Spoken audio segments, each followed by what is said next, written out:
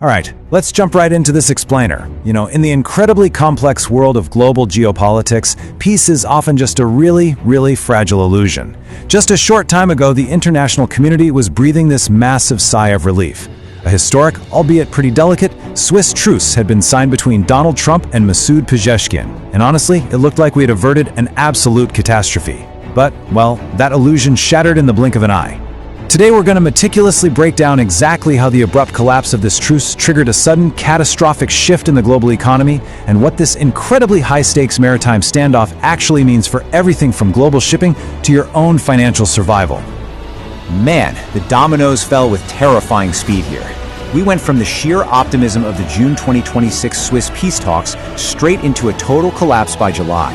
A bitter dispute over transit rights literally destroyed the peace in just 48 hours. And when that truce was dissolved, U.S. Central Command, CENTCOM, immediately launched a coordinated campaign of airstrikes right on critical Iranian port infrastructure. But if Washington was expecting a quick surrender, they seriously miscalculated. Tehran dug in hard and instituted what they call the permanent Iranian protocols. So we went from a temporary blockade to a full-scale economic siege, practically overnight. To truly grasp the magnitude of this crisis, we're going to map out this domino effect. We'll look at the 48-hour collapse, the geography of absolute power, the winter energy crisis, systemic stagflation risks, the global maritime detour, and finally, what this dark winter conclusion means for all of us. All right, Section 1, the geography of absolute power. Think about this for a second. Through a tiny, basically 2-mile wide geographical bottleneck at the Strait of Hormuz, over 20.5 million barrels of oil pass through every single day. Let that number really sink in. That is 20% of the entire world's daily liquid petroleum consumption. On top of that, it's nearly 25% of the global liquefied natural gas market, all squeezing through a channel barely wide enough for 2 megaships to safely pass each other.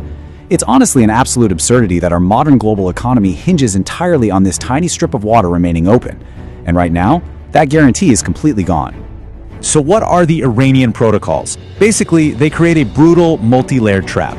Tehran has essentially declared that traditional international maritime law, that no longer applies here. Every single commercial vessel must submit to absolute Iranian oversight. Now, if these huge shipping conglomerates actually comply with those protocols, they face sweeping Western secondary sanctions, asset freezes, you name it. But if they defy Tehran, well, they risk physical interception, seizure, or just getting caught right in the crossfire of CENTCOM's ongoing bombardments. There's no easy way out. Now, you might be wondering, hey, can't we just go around it? The hard truth is, the world cannot simply bypass Hormuz. Even if we push alternative routes like Saudi Arabia's East-West petrol line and the UAE's Habshan-Fujairah pipeline to their absolute maximum theoretical limits, they can collectively handle less than 40% of the volume. That leaves over 12 million barrels of oil per day systemically trapped behind a giant wall of geopolitical fire. You can't teleport oil, and you definitely can't move that volume by truck. The system is completely gridlocked. Moving right along to Section 2, the winter energy crisis. So market psychology has just fundamentally shifted.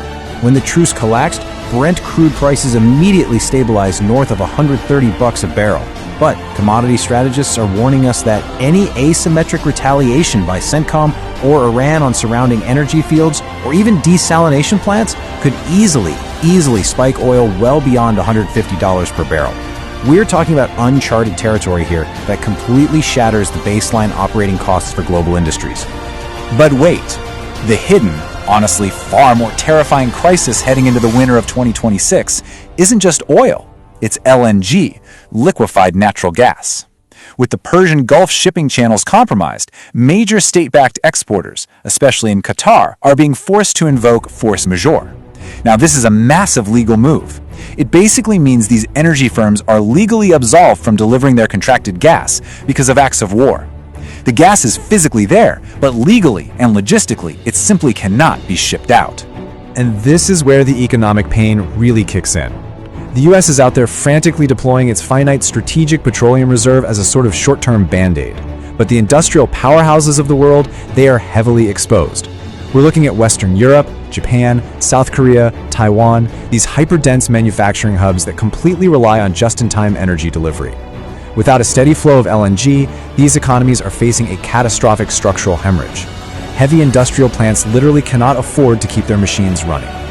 Okay, real quick, before we dive into the systemic, just devastating economic fallout of this energy crisis, take a quick second to hit that like button, subscribe to the channel, and turn on the notification bell. We're tracking these rapidly shifting macroeconomic updates every single day, and you definitely don't want to miss our coverage of how this is going to impact your portfolio. All right, Section 3, Systemic Stagflation Risks. To really grasp why this is central bankers' ultimate nightmare, think about a normal economy. Usually, if growth slows down, central banks cut interest rates to make borrowing cheap and spur spending, right? But stagflation, it completely breaks that central banking machine. Economic growth plummets, but inflation skyrockets anyway, because the underlying cost of energy forces heavy industrial sectors to pass massive overhead costs straight down the supply chain to consumers. Central banks are basically trapped. They can't cut rates without exploding inflation even further, which means interest rates have to stay painfully, historically high. And we're already seeing the damage being priced in. The IMF has dramatically downgraded global GDP growth for 2026 to just 1.8%. Historically speaking, anything below 2% is considered a functional global recession.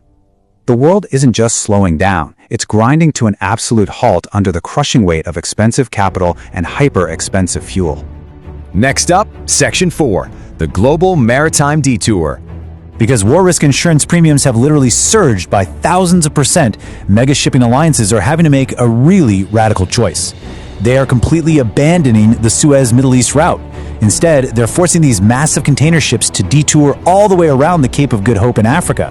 And this detour, it adds roughly 10 to 14 days of transit time each way, requires thousands of tons of extra fuel, and triggers severe supply chain shortages of everything from consumer electronics to clothing and machinery, right before the critical holiday season.